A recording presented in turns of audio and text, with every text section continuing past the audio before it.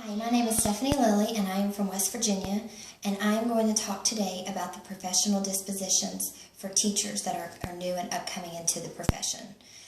There are 10 of these dispositions, and I feel that right now that I am strong in 8 of them. The first one is high expectations. I think with high expectations, you need to not only have high expectations for yourself as a teacher, but also for your students. By setting these expectations, the students will try to strive and meet them. And I want to try and incorporate different learning styles and methods of teaching so that I can make sure I reach each and every student and be able to differentiate between their strengths and weaknesses.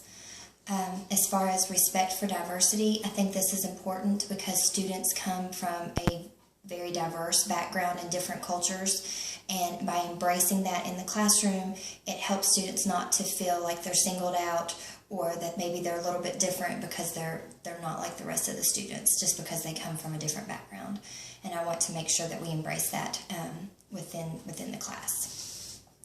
As far as fairness goes, I feel like that I am a fair person, and this is very important in the classroom because I do not want to show any kind of bias as far as grading or assessing the students and letting them think that maybe I am showing favoritism to one above the other. So that's important to just maintain a fairness for everybody, and everybody gets the same treatment. Professional conduct, this is important for any job, but I think very important for a teacher because they are viewed as a role model or an example. Students look up to their teachers, especially in the elementary age, and I feel like that we need to have good positive relationships with our students, and we need to display good conduct as far as how we are as a professional, as our dress and our behavior and just the way we present ourselves. I feel like that I'm an honest person, and I think this is very important in my life because I try to live a Christian life, and that is an aspect that I try to do on a daily basis, and I try to I want to instill that in my students as I would my own children. So being honest with everything, I can show the kids how to be an honest person, and that it's important so that they can do that in their own lives. Compassion, I feel like I am a compassionate person. I care very deeply for my students, and I want the best for them, and I want them to know that I care for them not only as their academically, but as far as their personal lives too. If they would need anything, that I could be there to talk to them.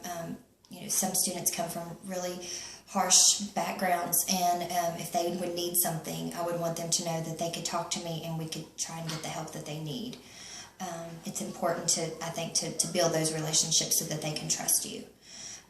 Advocacy is also trying to work on strong relationships with the students just by greeting them when they come in the morning and letting them know I care about what they do outside of the class, ask them about a ball game or how they did on something, just letting them know that I'm not just there to be their instructor all the time.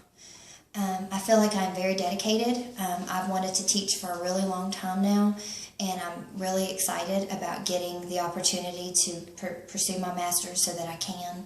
And I think I will be a very hard worker, and I will give it the best that I can to help the students learn and to make our classroom a welcoming and good environment. As far as the dispositions that I feel like I need to work on, are curiosity and reflection, and I feel like these 2 areas I need to be in the classroom on a full-time basis because then I could really focus on these. Curiosity, I want to incorporate higher learning and higher thinking, more critical thinking questions, and this is important for the students, but from where I'm right now, I'm only subbing. I don't feel like I've really had that opportunity.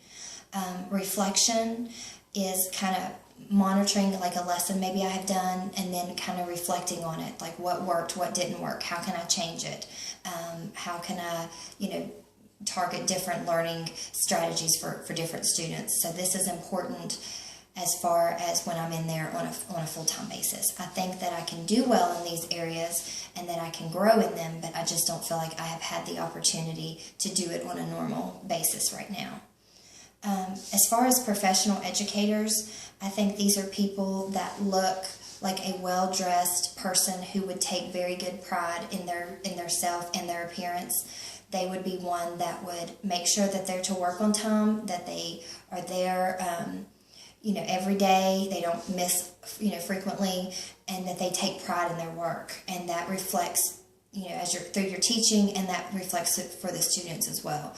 They can see, how you are, and that helps for them to learn, this is what you're supposed to do when you have a job, and how you're supposed to act, and how you're supposed to behave.